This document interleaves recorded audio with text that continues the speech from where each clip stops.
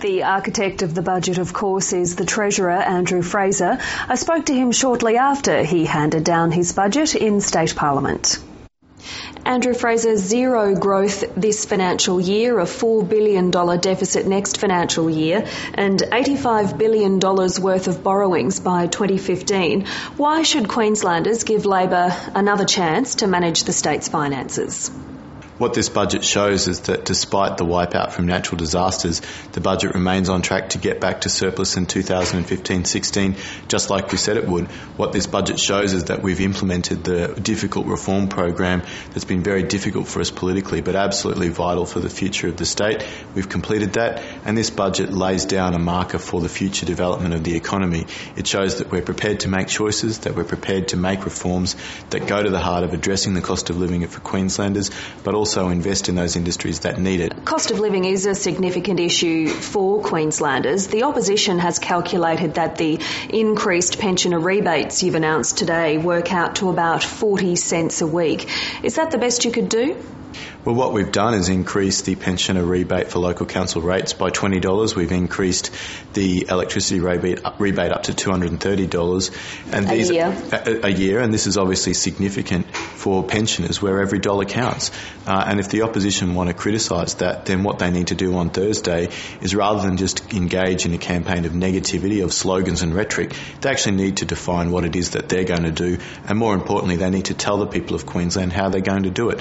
You're also scrapping the ambulance levy, which was really unpopular and controversial when the former Premier Peter Beattie applied it.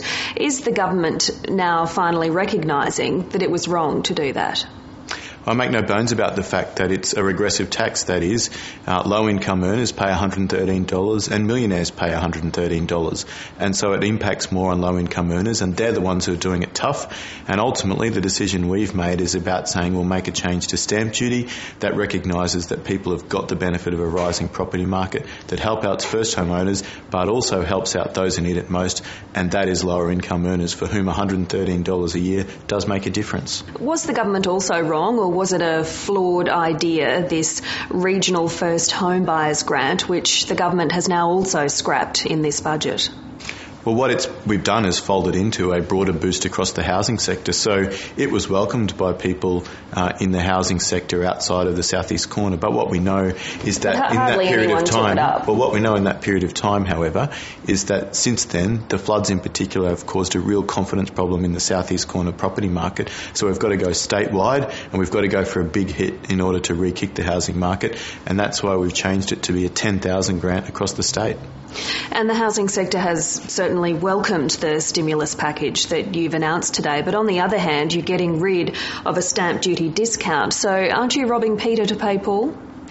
What we're doing here is providing a stimulus for housing construction, and that means jobs being generated, new construction, new activity, good for retail sales. Now, simple churn of existing houses in the market doesn't contribute to that sort of economic activity. So we're making no bones about the fact that we're making a choice.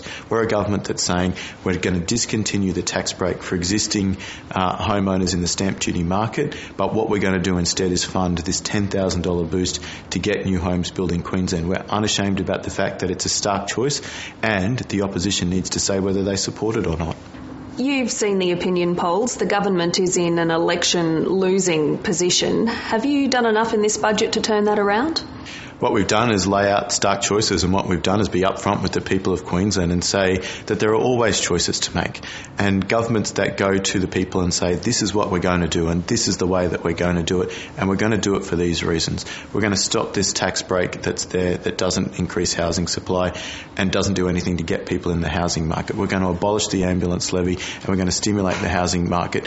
When you're upfront with the people of Queensland and say this is the proposition, then I think that's what the people of Queensland want to see.